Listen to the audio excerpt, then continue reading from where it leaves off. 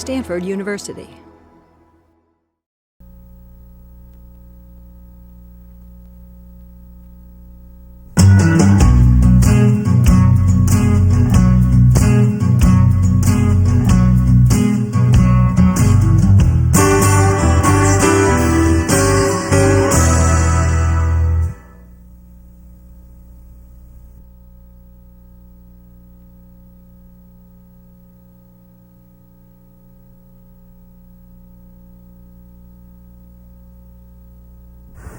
It's a pleasure to be here today to say something to all of you about relating to one's students as a teacher. And I want to give, by way of introduction, just a little prefatory explanation before I go into the substance of my talk itself. When I was first asked to give this presentation by CTL last summer, my first reaction was politely to decline. What would I talk about after all? I mean, who was I, this young assistant professor, to presume to say anything to anyone about teaching? It was a genuine, indeed a startling surprise to win the Gores Award, as Fred mentioned last year, my second year at Stanford, and my second year of teaching, period. Before coming to Stanford, the sum total of my experience as a teacher consisted of one semester as a TA at Princeton, not even in my own field. So I have no pretense whatsoever, and I want this to be very clear, of being an experienced teacher. I mean, I am not a seasoned veteran. And what I will say today will not come out of, because it can't come out of, long years of experience in the classroom. Nor, I must confess from the outset, somewhat embarrassingly, have I ever given much explicit thought to pedagogical technique or strategies. My teaching evaluations have been very good since I arrived at Stanford. I've interpreted this as a confirmation, basically, to keep doing what I'm doing, a sign that I'm on the right track. Clearly, if that had not been the case, I would have had to think much more solidly, systematically, about what I was doing and wasn't doing that was effective, wasn't effective. So I've never set foot in the Center for Teaching and Learning again. So again, it seemed to me that this was just something that wouldn't be so appropriate. And I should add to this that it is entirely possible that everything I will say today might be complete nonsense from the point of view of professional pedagogical opinion or from the opinions of those in the School of Education. I mean, I have no way of knowing because I just don't know anything about all of that. In preparing for today's talk then, I decided I would do it. In preparing for today's talk, I asked myself the question, what is it that seems obvious or natural to me in interacting with students and that usually seems to work so well? If I was going to accept the invitation to do this talk, it would have to take the form of trying to answer this question based on my own experience. At the risk of sounding somewhat self-indulgent or self-absorbed, I have to say I literally had nothing else to go on, so the talk could only be based on that kind of an exercise. What I've tried to do then is simply to reflect on and so to render explicit what is implicit in my connecting with students. It's this, I think, that underlies much of my success in the classroom, whether in seminar-type settings or in lectures. Establishing a connection with students in such a way that the process of learning is facilitated. And I'll be focusing today on undergraduate students. It seems to me the relationship between professors and graduate students is quite different. An important underlying assumption in everything that I'll be saying is that while it's not necessarily the case, I think that other things being equal, students will learn more and they'll learn better from a professor or a TA with whom they feel that they can communicate, and that can communicate with them, somebody with whom they feel they have a rapport, a connection, than from someone who they experience as distant or aloof, or whom they think is indifferent to who they are and whether or not they learn. Again, just the first of many banal statements I anticipate myself saying today. The question, though, becomes trying to elaborate and to parse out how to establish this sort of a connection, and that's what I've tried to do today. I've divided my comments into three parts. Should take about 35 minutes or so to go through, after which time there'll be time for questions at the end. The three parts, as I'll go through them, are first of all what I've called building connections, the first meeting of the class. Secondly, maintaining connections, in-class strategies. And finally, strengthening connections outside of class. These remarks will inevitably have a kind of dissected enumerative quality to them. In practice, though, of course, yet another obvious statement, they are part of an organic whole, really a kind of a style of teaching and relating to students. First of all, then, building connections, the first meeting of the class. Getting off on the right foot with a group of new students is essential. And now I apparently betray my statement a moment ago about not having done any work or having no knowledge of pedagogical research and so forth.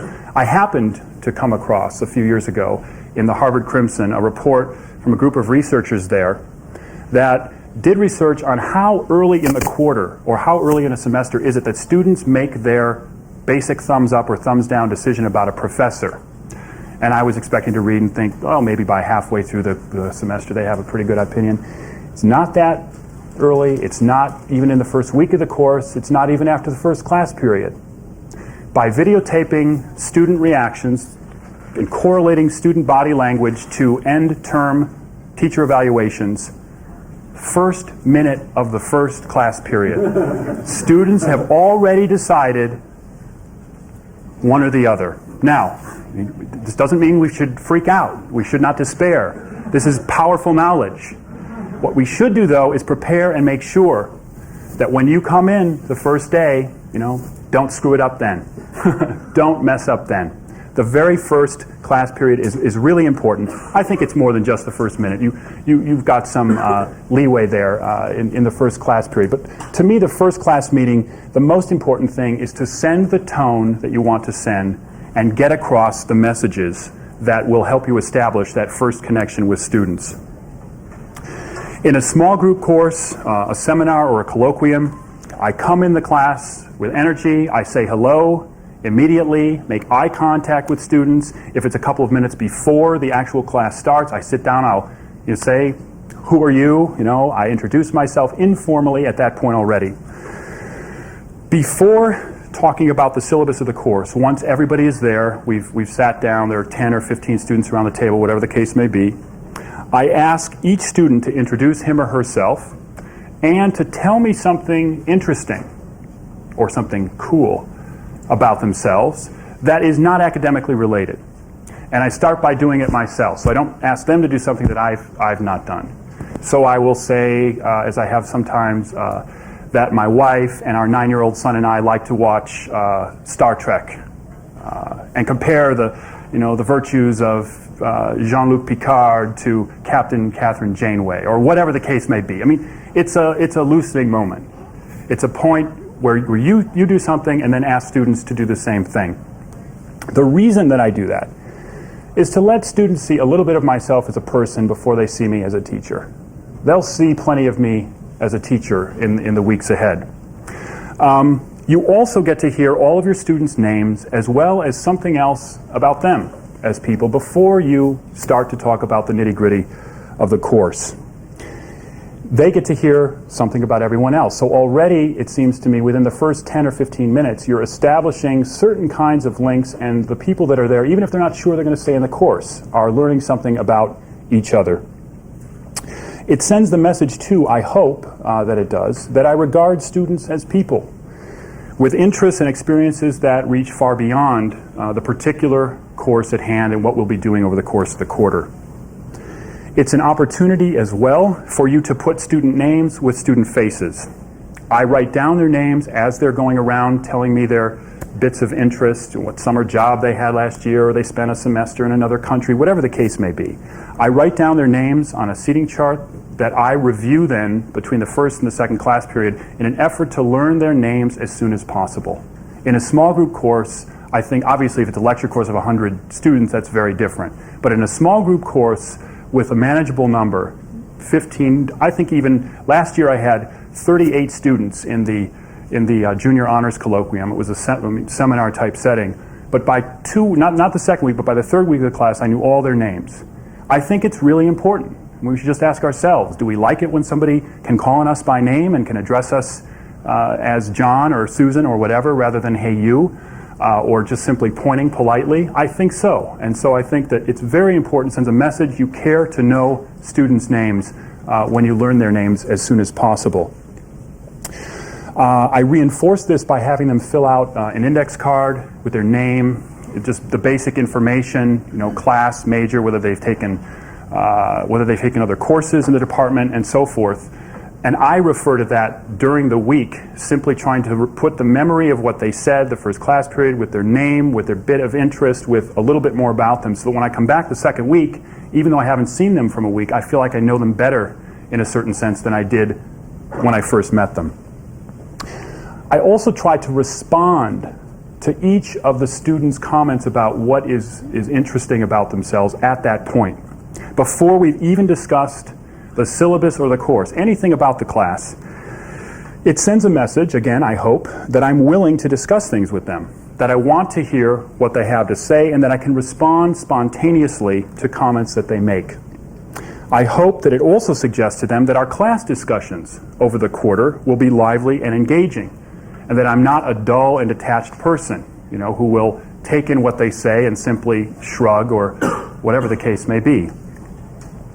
After this sort of introduction phase, I pass out the course syllabus, and I take care, again, this is not something I really do explicitly, but thinking about it, I realize that in fact this is what I do. I take care to shift unmistakably from this personal or social mode into a professorial or teaching mode. This seeks to project a clear sense of the boundary between simply social conversation per se and intellectual exchange on the other hand. A sense that there's a place for both, but that they should not be confused. A class discussion, in my view, should never become a bull session, just sort of throwing out views and laughing and joking and so forth. But students should know, always I think, that there is a person behind their professor. I think that most students regard a brilliant scholar who condescends to them as a jerk, no matter how intelligent or how astounding they may be in terms of intellectual ability. Yet at the same time, I think most students see the proverbial great guy who panders to them in the classroom as a joke. And I think those are certainly the two extremes to be avoided.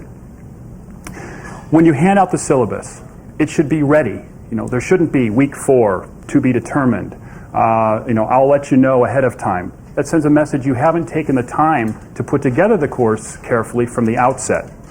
Discuss the rationale of the course, why you've organized it the way you have, why you've designated certain readings. If you have the texts assigned, have them there. Hold up the books and explain. More than simply conveying information, this permits your students to see something more of who you are by how you think and by what you consider to be important.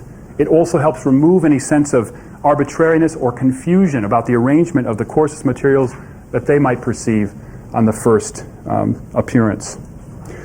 A well-prepared course syllabus, I think, projects a sense simply that you care about the course, that it's not something you threw together on the way back from a conference on the plane. I won't fill that in with any specifics. I've never done that, but I'm still young in my career. This is the advantage of doing this only when the third year out, of course. You're still under the gun and concerned about getting tenure, and so you have to devote yourself to teaching in the same regard. Who knows, whether I'm old and gray, I may be the worst teacher wherever I'm teaching.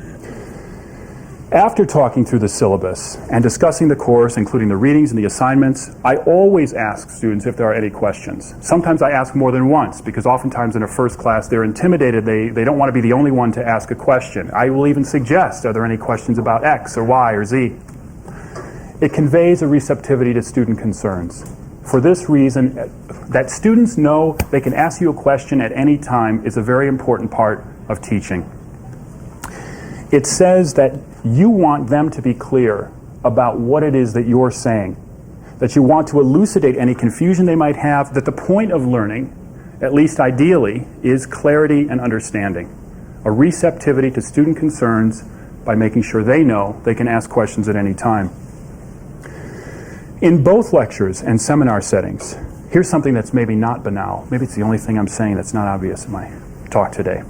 In both lectures and seminar settings, I do not go out of my way to present material that I think is most relevant to students or that they can relate to. For me, this is not part of the substance of connecting with students. In fact, as shocking as it might sound, as a historian of early modern Europe, I make a point of telling my students the very first class period that trying to understand people who died centuries ago, who lived their lives centuries ago, is hard work, and that our diverse, varied opinions about their lives, their values, what they did and didn't do and so forth, is an entirely separate issue that will play no part in the course whatsoever. I mean, in effect, I'm telling them, the very first class period, that their own feelings and opinions are irrelevant to the course. Paradoxically, I find this has the extraordinarily liberating effect of taking a burden off, them constantly thinking, what do I think about that? And it galvanizes collective attention on the matter at hand. So far from going out of my way to design a curriculum or a course that I think is really going to appeal to students per se, I think the challenge of teaching is on the basis of your energy, your knowledge, your enthusiasm, to show students not what they want to hear, but that something they might never have thought of is interesting and purposeful and that it matters. That they should learn about something besides what they simply care about coming into the course. So I am strongly against a market-driven approach to education. And if I weren't, I'd be out of a job because I don't think the market would support a whole lot of early modern European historians. In sum then, at the end of this first part, I regard the most important part of the first class meeting of a small group course as making the impression that you want to make, sending the messages that you want to send, conveying a strong and a clear sense of the course's purpose, and in general beginning to establish a connection with students, giving them at least a taste of who you are and what you're about. Pass to the second part now, maintaining connections, in-class strategies. Once this connection is initiated, once you've met your students, introduced and explained the course, it needs to be maintained and nurtured. Needless to say, you can't just put on a good show the first class period with meticulous care and then let down tremendously thereafter. They're going to notice. What are some strategies then for maintaining connections to your students during class time over the quarter? I'll divide my comments here into strategies for lectures and those for small group courses. Lectures first. My experience has been, and I think this is a common experience, that lectures are much more amenable to faculty control than our seminar discussions. That means that the success of a lecture is more unilaterally up to you, though at the same time I think there's more distance between a lecturer, like I am right now, standing up here in front of you, than there would be if, say, the group was 1/3 the size and we were gathered around a seminar table. What do you need to do in a lecture setting? What do students respond to? The most important requirement, I think really the sine qua non of lecturing, one without which you'll be fighting a constant uphill battle to get through to your students, is what I call disciplined passion. For me, it's virtually a synonym for lecturing. A lecturer absolutely must exude a sense of energy, of commitment, of caring about the subject matter. If students sense a whiff of indifference or boredom or aloofness on your part, you can very well bet that they will respond in turn. You have got to convey, as difficult as it may be, as intrinsically implausible as it may be, that of all the things you could be doing in the world, lying on the beach in a beautiful climate, climbing mountains in a wilderness area, relaxing at home watching reruns of whatever television show, of all the things you could be doing right now, there is nothing you would rather be doing than discussing the long-term causes of the Civil War, or analyzing Milton's political and religious ideas in Paradise Lost, or discussing differential equations. Crucial. If you're giving lectures that you've given before, do whatever you need to do to get that sense across again, to rekindle that freshness. Before I give a lecture that I've previously prepared, I reread the lecture notes carefully the night before. And that morning, let's say I'm giving an 11 o'clock lecture, between 10 and 11, I'll take out the notes, I will reread them again, and I will start to give the lecture. I'm going to close the door of my office, and I do it out loud, at least 10 or 15 minutes worth. I've hedged on this at times, but I always try to do at least a few minutes to get me in the groove. Giving a lecture is like, it's like an athletic performance. I mean, it's like an actor or a musician. You wouldn't go and attempt to play a cello solo without warming up beforehand. So don't think that you should go and give a lecture without getting in the groove. I mean, psych up, whatever that means for you. I say at the same time disciplined passion, because as indispensable as energy and vigor are, they must be integrated with intellectual substance, with organization, with clarity, and with rhetorical persuasiveness if students are going to respond. Otherwise, a lecture risks degenerating into a kind of rambling rant. I mean, just a repetitive harangue. Yes, she's got a lot of passion, but for what? There has to be that substantive intellectual aspect, or it's simply not a scholarly lecture. On the other side of the coin, however, a clear and well-organized and substantive and persuasive lecture delivered in a bloodless monotone won't reach students the way you want to, because they'll think you don't care about what it is you're saying. I mean, right. It's funny because it's true. I mean, you're devoting your life to a very narrow, specific aspect of all the things human beings could do. You're doing this. Let that show. I mean, what did you go to graduate school for years? What did you put yourself through the difficulties of existing in a graduate student milieu if you don't care deeply about what it is? I mean, that would be the strangest thing in the world, is a lecture that doesn't convey that sense of commitment and caring about what it is they do. This means, I think, a willingness to step away from the lecture or the podium, as I've done a bit of today, but was asked not to do too much of, lest our videotaper have to follow me wildly all about the room. It's to maintain eye contact with students when they look up momentarily from their note-taking, so that every time they look up, you can look back and you indicate by that eye contact you're still with them. Use appropriate body language. I do this when it's appropriate. I will do this when it's appropriate. I will do this. I mean, whatever the case may be, it has to fit what you're saying, of course. Otherwise you sort of get into a kind of wild gesticulations, and it becomes a kind of anthropological exercise in interpreting one's body language. But you should vary the cadence and the rhythm of your voice when the subject matter calls for it. If you see a blank stare, or a whole class full of blank stares, stop what you're doing. Say, that didn't get through. Or, John, what's the problem? Didn't you get that last point? Or do you want me to restate that? Or should I slow down? It's a dynamic exchange. You don't just get up there and convey information. It's a dynamic relationship that exists moment to moment, and you should convey that and be sensitive to that as you lecture.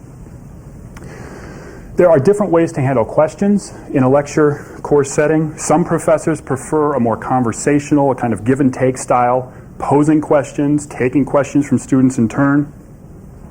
I, as you can probably tell from this talk today, prefer a more structured lecture style. When I'm teaching a course, I make a deliberate pause in the middle of the class, usually, to ask specifically if there are any questions on what I've said up to that point, and then I'll do so again at the end.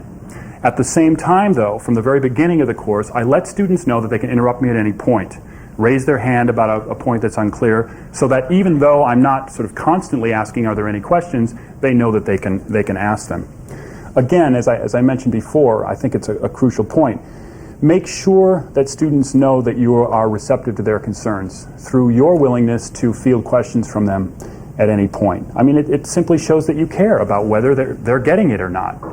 The lecture is not just to go up and convey information and hope it gets across. If it doesn't get across, you haven't done your job. It is fine, and it is even desirable, in my opinion, to mix in humor, to galvanize wandering student attention, to, here's one of those gestures, to wash the windshields of student minds, as one of my colleagues once put it. But it shouldn't be done gratuitously. And I guess I'm probably particularly sensitive to this. It should never be done at the expense of the subject matter itself. I say this in part because I work mostly on people who've been dead for 400 or 500 years, whose attitudes or lives or values students are often predisposed to think are absurd or silly, or they're just likely to marginalize and laugh at them in the first place. And if I, as a professor, indulge that, I'm actually undercutting what is almost always one of the most important things that I do as a historian, which is to understand people in their own terms. Shifting then to small group courses. With seminars and colloquia and the class discussion based on common readings that oftentimes forms the core of these courses, at least in the humanities and social sciences, less is in your direct control than with lectures, and more is contingent on the specific interaction of the students and their dynamics in the particular class that you're teaching. At the same time, the setting is more intimate between teacher and students than it is in most lecture courses, which you can capitalize on in order to maintain and build connections with your students. Even more than in a lecture setting, eye contact is crucially important in a colloquium or in a seminar. It's your way of constantly checking that all the students in the room are focused, at the same time that you are continuously sending a message to them: I'm with you, I'm focused, I'm here in this discussion now, and this is what we're concentrating on. Do not let somebody drift. Somebody who's sort of staring out the window, somebody takes out a book that has nothing to do with the course, somebody who's doodling even. What are you drawing there? I'll say sometimes to bring somebody back. What's going on outside? Bring them back gently into the discussion in an appropriate way. Indeed, I consider, this is weird, I never realized this until I gave this talk, but I consider eye contact so important that if I'm in a seminar room with, say, an oval table, 10 or 12 of us around the table, and a few people in the second row, I will ask people to shift, to move, so that I can see every set of eyes. It's that important it's really your only way of making sure, again, assuming that people are not some kind of clever automata or can look at you with a look that says, yes, I'm with you, when in fact they are doing some kind of strange meditation. It's your way of checking to make sure that everybody is with you. My basic strategy in a seminar setting is simply constantly to ask questions based on the readings for the week, and as the course goes on, hearkening back to other readings, other themes, and issues and so forth. Asking questions has the function of forcing students to talk, which gets a dialogue going. One of the dangers of seminars, I think, is that professors or TAs too easily lapse into a kind of quasi-lecture mode, where they're doing most of the talking and students are doing most of the note-taking. I think you really have to struggle against that. I think the purpose is really to try and engender a discussion. And again, it's contingent on the particular concatenation of students that you might have in a certain course. But really, if I look back on my notes from seminars, the best ones are the ones for which I have the fewest notes, because I was concentrating and engaged in such a way that I didn't want to take time to jot something down. So I hope all of you have no notes after this lecture is done today. Although it's not a discussion. You're just enthralled, right? I prepare a list of questions in advance with some general organizational scheme. It can be reading by reading. It could be thematic. It depends entirely on what you're doing. I very rarely follow it exactly, but rather adapt based on how the discussion goes, especially early on in a quarter. And this is what I did when my first semester as a TA. I just assumed the worst case scenario. The students were not going to say anything. It was going to be like pulling teeth constantly. So I prepared far more questions, to fill up a whole hour of discussion that I thought. And of course, we only got through maybe 3 of 20 of them. And it went much better than I anticipated. But I still err on the side of too many rather than too few preparation questions in a small group course, especially at the beginning, before you know how this group of students is going to interact. Don't be afraid to encourage and cajole a bit if the class is sluggish. What's with you guys today? Are midterms still going on, or you look like you were partying all night last night? They'll giggle or laugh a little bit about it, but it helps to get them. It helps to simply send the message: you expect participation. Part of the grade is based on participation. Yes, you can dangle that over them, but more than that, you want to hear what they have to say. You want to know if they're getting what it is that they're reading. So, in summary, for this aspect, in-class strategies, I think the most important thing overall for maintaining and building your connection with your students is a sense of conviction and passion about the importance of what it is that you're doing. Whether it's in a lecture or in a small group setting, if students don't get that, then you really have to retool. Learn to fake it. All right. Final section, strengthening connections outside of class strategies. This, in my opinion, is the area where most professors and TAs tend to fall down. A big part of strengthening your connection with students, and perhaps, again, an area where many professors or TAs who are outstanding in the classroom stumble, is in interacting with students outside the classroom. Connecting with your students does not start and stop at the classroom door. Let's start with basics. Office hours. First of all, be there for them. It sounds absurd, but I am astonished and in some ways dismayed to hear from students how, with some regularity, their professors don't show up for office hours, or don't take the time and the trouble at least to have a colleague or somebody in the department post a note on their door to this effect if they have to miss them. If for some reason you won't be able to make it, at least make sure that this much is taken care of. And set alternative hours for that week, if at all possible. And unless you're away for an entire week or something, in which case you should have a note posted to that effect. Otherwise, students just think you don't care, that you don't bother to show up for your own office hours. Not a good way to try and establish connections with your students. If at all possible, arrange to meet outside of regular office hours for those students who have scheduling conflicts, who have classes so that they can't come during that time, or for those students who, when your 2 hours are up and there's still 3 students outside in the hallway, say, sorry, come next week. If at all possible, make arrangements with those students. One of them may need to see you right now for an urgent reason. If at all possible, make those arrangements. Obviously, this is a challenge. We are not here simply to be at the beck and call of students. And there are many demands on professors and TAs, not only at Stanford, but wherever one is teaching. It requires certain sacrifices and priority setting. But again, this is not, this is just so obvious. Think about your own experience. Think back to the difference between a professor who made time to see you when you know that he or she was extremely busy, and professors who simply didn't.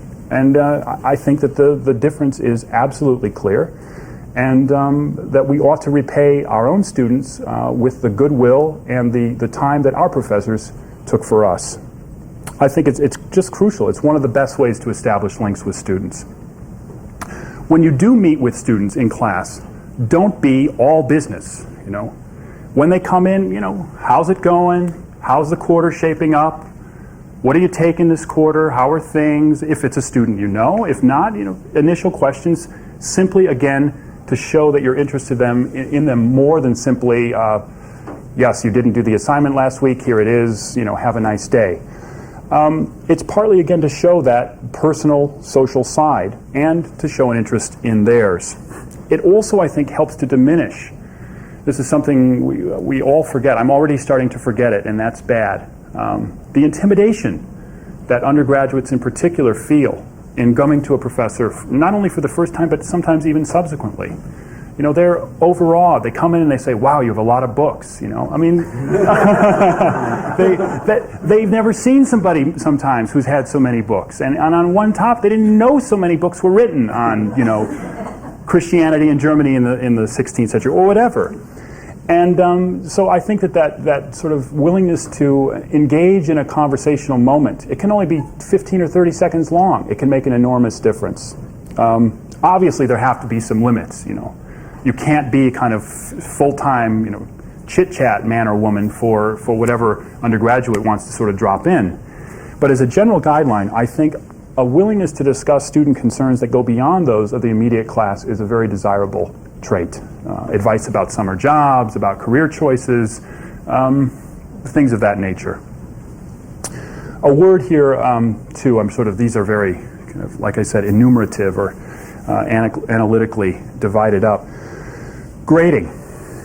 It's part of teaching.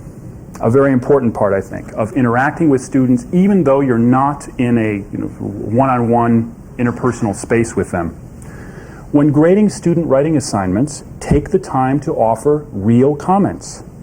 Of course, it's more effort. It makes a tremendous difference, though, to students who get a carefully written paragraph back from their professors at the end of the paper, along with specific comments throughout that shows that they have really read it, thought about it, and taken the time to offer serious response, as opposed to, and I'll give an anonymous example from the far opposite end of the extreme.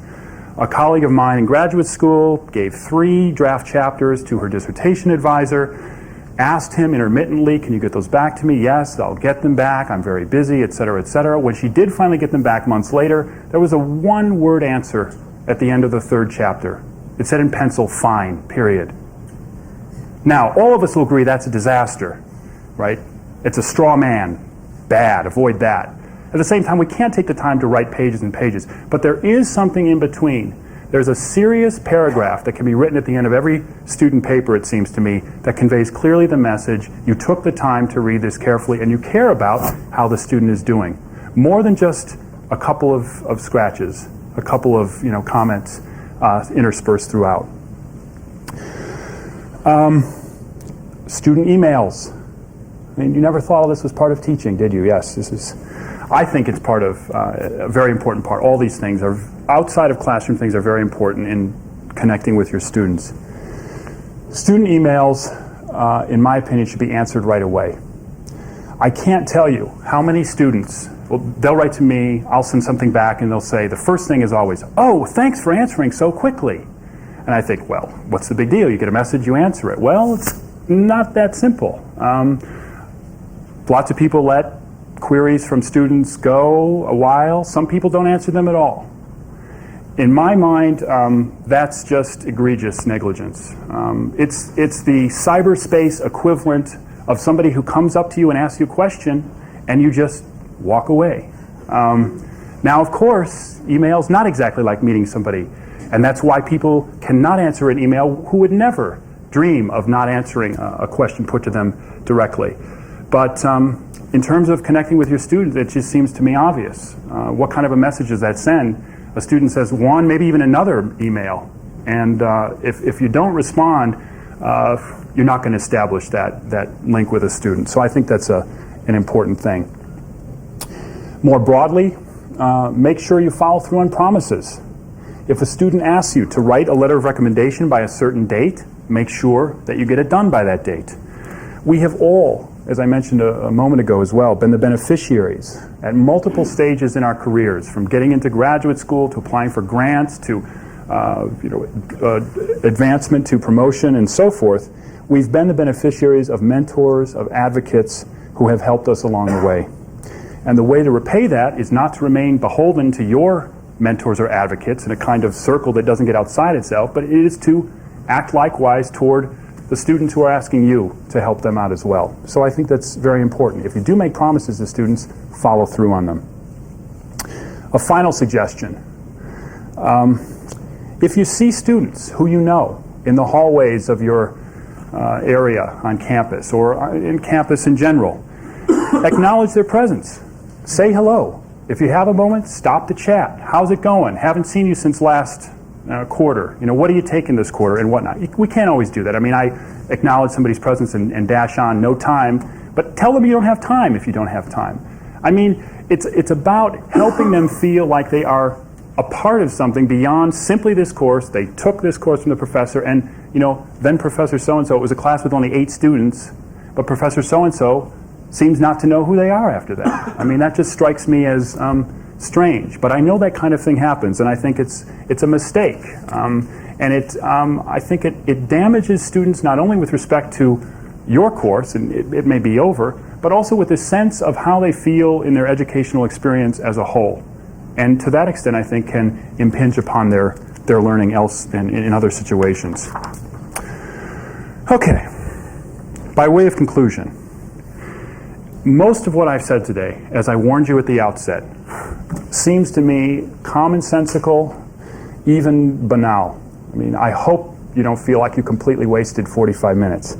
A lot of it boils down to what one would expect, it seems to me. Enthusiasm, preparation, effective social interaction, and simply caring about students and whether or not they learn. These basic traits, elaborated in specific ways of dealing with students, are what help us build and maintain those connections to our students that facilitate good learning. Or at least they have for me, and I hope that at least some of you can take at least something away from what I've said today. Thanks a lot.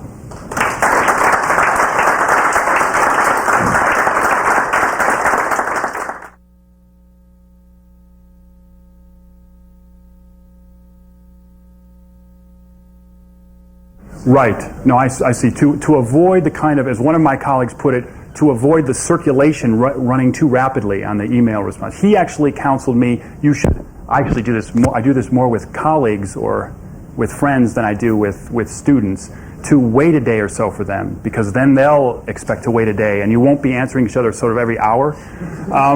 With students, though, I mean, at a certain point, clearly, it has to be a kind of judgment call. This is like you suggested. This is a very important point. One that it's so important that it shouldn't just be the two of us discussing it. So why don't you bring it up in class and we can do it then? I mean, almost everything I said is a kind of ideal version of things, and in fact, you have to adapt to the particular situation at hand. But as a matter of principle, I'm talking more about the initial response. For me, and I suspect for you as well, a fairly small percentage of email exchanges with students are of that nature, where you get involved in a detailed back and forth, multiple exchange situation.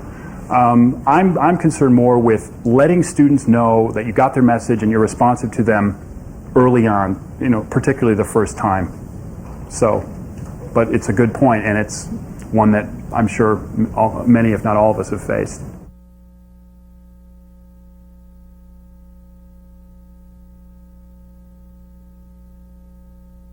I mean, I certainly see where that could be a deliberate strategy, something you would consciously pursue. And in that case, I think that's fine. If the point is we're going to see what emerges over the first 6 weeks of the quarter, and then in the last 3, we're going to decide maybe collectively of what exactly is going to come out of this, that's actually a nice idea. Maybe I'll try that sometime. I was speaking more in terms of a week that's left blank with no explanation for why it is. I think so that if one were to do that, I think it'd be important to explain these weeks are blank, not because I'm negligent, but because I'm so thoughtful that I'm leaving some input for you and for the group as a whole to see what we're going to do or what people might want to pursue during that. But I think that's a very good point.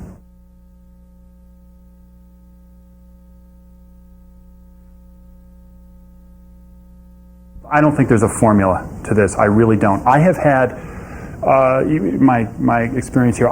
There have been occasions where I thought it was getting too much toward that side. I was too much time, that I wasn't the best person for that student to be taking up those issues with. And in that case, I mean, I think maybe the best thing to do is, in a kind of gentle way, to pursue and be aware of what other resources might be available at Stanford. Again, it's very tricky, because if you don't do that quite right, then they're also going to think, oh, she doesn't really care out anyway, or she's blowing me off, and so what if I'm having problem with X, Y, or Z? She seemed to be nice at first, but it's I don't. In the same way that I don't think there is an obvious answer to this in terms of our interpersonal dynamics in our ordinary lives, I don't think there's one in a professional setting. I don't think all business is right, and I certainly don't think a quagmire of being a counselor, for extensive student problems is right. But I just don't think there's a formula. I'm sorry. I mean, you have to find your balance, and each student is different. So it makes it wonderful, and it also makes it difficult.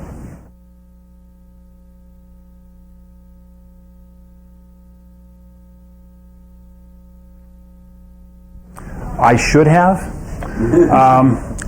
I am retrograde in this regard, and I am also, I must confess, winning a major teaching award early in one's career has the unfortunate effect of sending the message, you're doing things very well.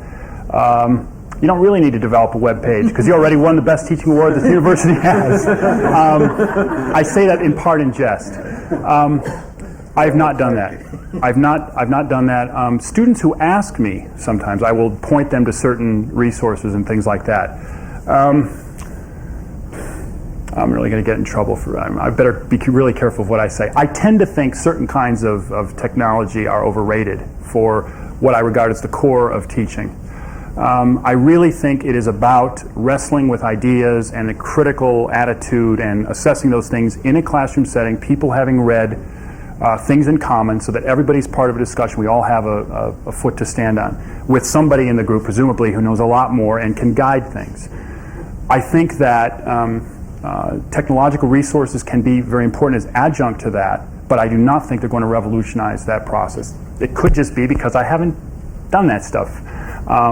What I have done, and I think is extremely, and I didn't talk about here, and this was the suggestion of a teaching assistant of mine, to whom I should give credit, perhaps publicly, Jillian Weiss.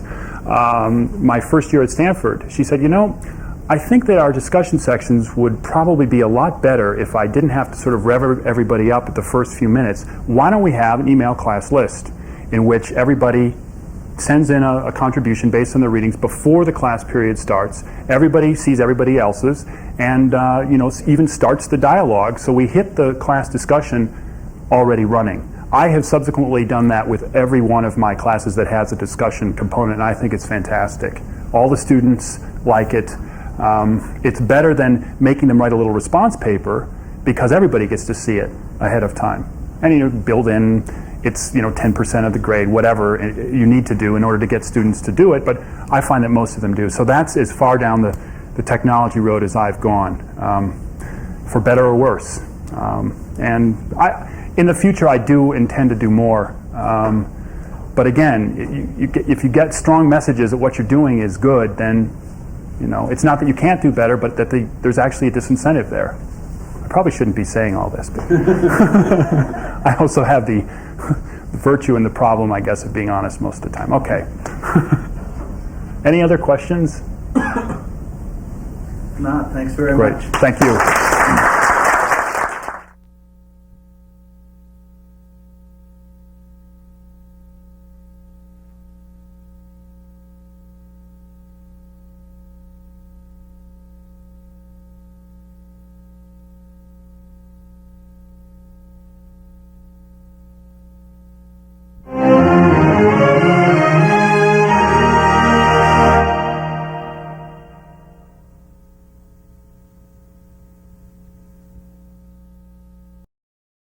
For more, please visit us at stanford.edu.